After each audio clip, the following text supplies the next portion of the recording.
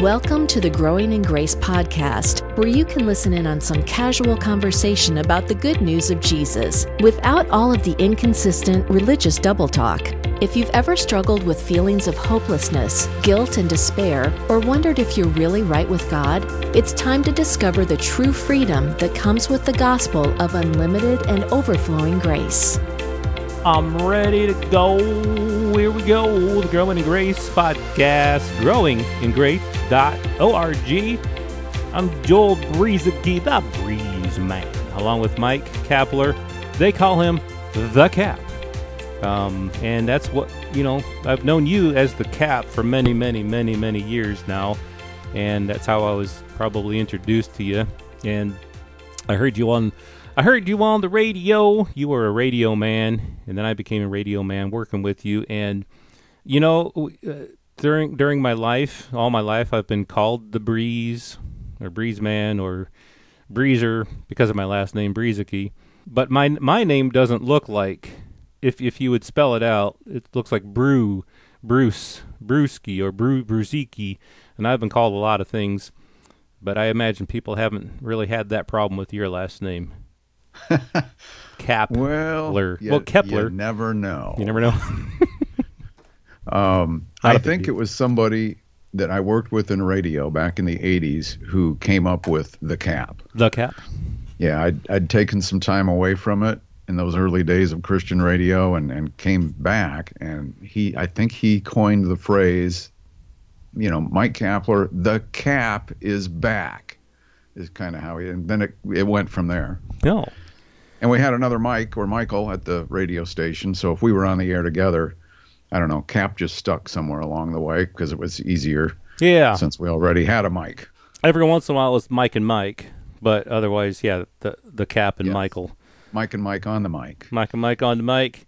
I think, looking back, hindsight is always 20/20. I sometimes wish that we would have used, so my radio name was based upon my middle name, which is Summer, Sommer. We called me Joel Summers. That was Joel Summers on KWOF. But in hindsight, I thought, maybe we could have used Breeze or something to do with that. But obviously, Brueseke isn't a good radio name. It just doesn't flow like a radio name. But anyway, this is all neither here nor there. No, it's certainly not here anyway. It might be there. It's off topic. And we never want to get off topic. Well, we do, but we... Last week we went off topic. No, not last week. A few weeks ago we just had a spontaneous conversation. But this week we're going to continue on with some things that we've been talking about the last couple of weeks, having to do with Gentiles. Is that what are you guys talking about the Gentiles for? That's kind of a boring subject. Well, I think hopefully we've brought out some really good things here, and you see the word on paper, and you think Gentiles. I mean, what could you possibly bring out of that whole thing? But it really has to do with the gospel, with the good news, and how it got spread, and how it kind of got stifled, the gospel, in those early days and years and decades, really, of the body of Christ, of the church. And so I think this is some really good stuff that we're talking about. We've been looking in the book of Acts. You and I, Kat, we were talking beforehand that a lot of times we will read something like the book of Acts, or even just anything that, maybe Paul wrote, or even the Old Testament passages. It just seems like it's hard for us to really put ourselves in the shoes of the people and realize that these were actually happenings. These things actually happened. These were real people.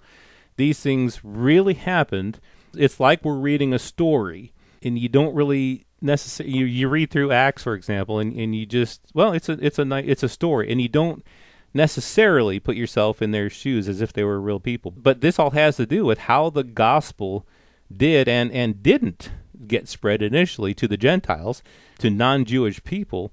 And so I'm having some fun talking about this stuff here on the Growing in Grace podcast, and hopefully as we go on here, we'll continue to bring out a lot of other great stuff regarding this gospel and how it eventually got spread to the Gentiles, but how at first it was kind of stifled and not really, with the Jewish believers not really thinking that the gospel was for the Gentiles.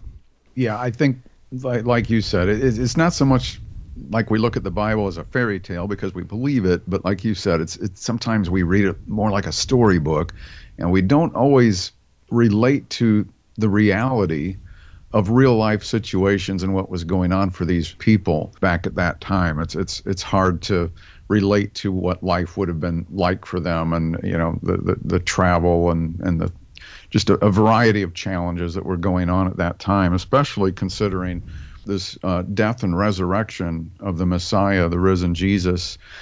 It was a confusing time for many. It was an exciting time for some, but there was a big transition going on here, especially amongst Jewish people who for centuries had these traditions related to that first old covenant, the law that was contained within that, and the cherished heritage that they had going back to Abraham and what happened thereafter. So what we're trying to do here, I think, is to help maybe bring the Bible to life a little bit, to help us all to understand it a little bit better, these written pages, and how it relates to the message of the true gospel of grace through faith.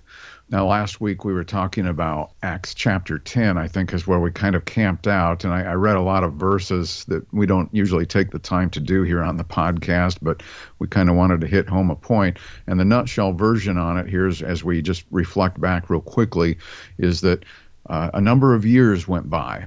Now, you can argue if you want to how many years went by between the resurrection of Jesus, the cross and the resurrection, and this timeline here in Acts chapter 10, where Peter was given this vision where he was basically taught by revelation here through this vision by God. God used the law and a certain thing about the law to try to get Peter to see something else that was even bigger. And that is when God gave him the vision and said, eat this stuff that would have been forbidden by the law, then Peter eventually, in the next day or so, through the circumstances that we went through last week in Acts chapter 10, he realized that God wasn't just talking about saying it's okay to eat some of that stuff now. He was saying that the Gentiles, who were also considered unclean, like those foods, non-Jewish people is what we're talking about when we say Gentile, outsiders, almost the rest of the entire world, probably over 99% of it, Gentiles were no longer to be considered unclean as they were when the law was in effect. Well, the point that we tried to make last week was that people like Peter, even though he followed Jesus, he was a disciple, he became an apostle, he walked with Jesus, he lived with Jesus, yet Peter, after all these years, and most historical timelines I've looked at would suggest in the 7 to 10 year range before we get to Acts chapter 10. So these number of years that went by since the resurrection, people like Peter, even knowing what they know, they didn't know everything because he thought that Mosaic law, what Paul called the ministry of death and condemnation that had come to an end and been replaced by the Spirit, Peter still thought that law was still in place, and that would have been the case for most Jews. So let's ask the question here, Joel. Some might say, well, why did they still think the law was in place? I'll ask a different question. Why wouldn't they think the law was still in place until the Apostle Paul, who was taught by revelation about these things, came along, which was right around pretty close to the same time this was happening in Acts chapter 10. Joel, real quick, I wanted to point out a couple of things that might help us answer the question I just asked. In Matthew 10:5, these 12 Jesus sent out, instructing them, go nowhere among the Gentiles, and enter no town of the Samaritans, but rather go to the lost sheep of the house of Israel. And then he gave further instructions. So there's that. Things like that. Hey, I'm sending you out, but stay away from the Gentiles, guys. Just go to the lost sheep of the house of Israel. And then we see in Matthew 15, a Gentile woman, a Canaanite from the region where Jesus was, came out and was crying and said, have mercy on me, O Lord, Son of David, my daughter. She's severely oppressed by a demon. Verse 23 of Matthew 15, he did not answer her a word. And his disciples came and begged him, saying, man, send her away. She's She's bothering us here. And Jesus answered and said, okay, I was sent only to the lost sheep of the house of Israel. But she came and knelt before him, saying, Lord, help me. He said, it's not right for me to take the children's bread and throw it to the dogs. She said, yes, Lord, but even the dogs get the crumbs that fall from the master's table. And he said, oh, man, what a great answer. Your faith is great. Be it done for you as you desire. And her daughter was healed instantly. So don't go to the Gentiles, guys. And then later he calls this woman a dog, which was not an uncommon thing. This dog woman. Joel, are you familiar with the movie Christmas Vacation? Oh, yeah. Oh, yeah. How many times have we watched that, right? So Eddie, the brother-in-law, he talked about his son working at the circus. He worked for the yak woman. And he asked Chevy Chase, do you know who that is? Have you ever seen her? And he says, no, I haven't, Eddie. She has these horns that protrude out of her head. Anyway, Jesus is calling this dog woman, this Gentile. He's saying, I can't give you bread. When I got to give that to the children here, the one I came for, the ones I came for, the lost sheep of the house of Israel. And yet she gave a great answer, and she still got her request answered. Right. But I say all that to point out that why would they be thinking that the law had disappeared if they hadn't received that instruction or revelation of it yet? Yeah, and that's a very good point. It kind of goes to today when people will read, I'm going to read my Bible, and they read it, and those things don't stick out to them. The fact that Jesus said, like you said in earlier on in Matthew, I was not sent except to the lost sheep of the house of Israel. You kind of read that. You don't put yourself in their shoes, again, to what Jesus was saying and who he was talking to. Because for one thing, the word Gentile today, a lot of people think that that's referring simply to unbelievers, when that's not what the word means. The word Gentile is somebody who is, long story short, in a non-Jew, a non-Jewish person, a non-covenant person, one who was not of the house of Israel.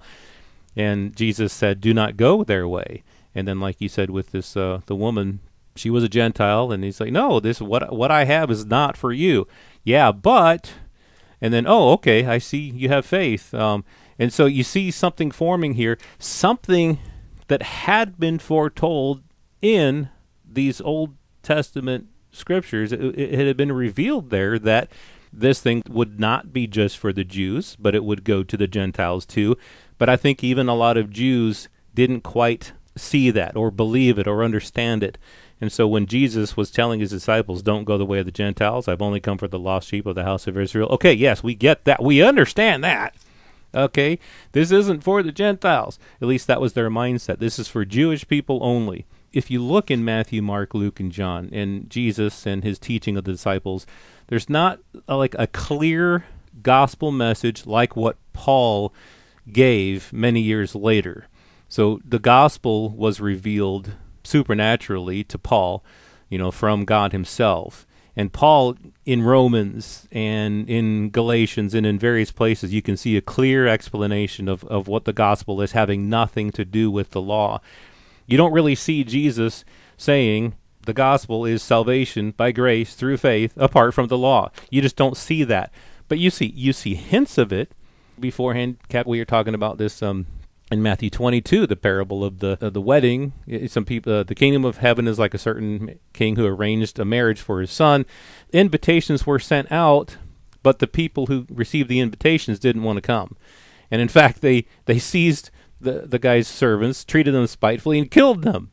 And so the king was furious. He sent out armies, destroyed those murderers. This is Matthew 22. He said to his servant, the wedding is ready, but those who were invited were not worthy. Therefore, go into the highways and find as many as you can and invite them to the wedding. And so the servants went out into the highways and gathered together all whom they found, both bad and good. I always find that intriguing. And the wedding hall was filled with guests. And that's a little hint there. The kingdom of heaven is like this. That's a little hint that it's not going to be, the people who were invited. In this case, it's the Jewish people, the people of Israel. They rejected the Messiah. And so the king, God said, this is going to be for everybody then. God had already foretold all this. He had already planned all this. It was always going to be this way, but the Jewish people didn't understand it. And so in what Jesus is saying here, you can see a glimpse of how this was going to go, not just to the Jews, but to people out there, who were maybe far off, who hadn't been initially, quote, invited to the wedding. It was now the invitation was going out to them. But some of the Jewish people, even these disciples, even these early apostles, Jewish apostles, would not have had an explanation that it's by grace through faith apart from the law. The law has nothing to do with salvation. Even with what I just read there from Matthew 22, you don't see the law disappearing from the equation. You don't see it. Even though we know now, looking at Paul's epistles, now that the law and works have nothing to do with salvation. So your question, why wouldn't these early apostles think that the law was still in place? Yeah, it's a good question, because they probably had not much of a clue, not much of an understanding that the law was not in place. They thought the law was in place, and now we've got this Messiah. And so it's a wonderful thing. Yes, the law is the law. Why would the law go away? They wouldn't think about that. They wouldn't think in those terms necessarily.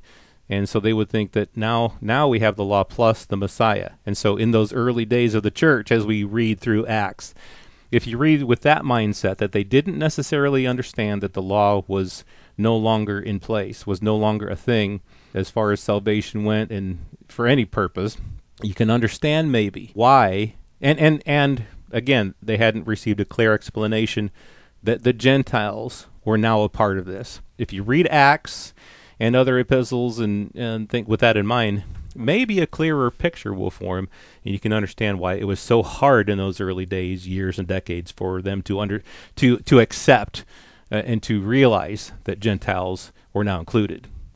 Yeah, it's really amazing. And as we wrap up the program for this week, keeping in mind now, so from the time that even with Peter's speech, even with all the things that were in the Old Testament, the old Holy Scriptures, the Jewish Scriptures, especially, not limited to, but especially in the book of Isaiah, looking ahead to this covenant and pointing out that Gentiles would also receive this light of salvation.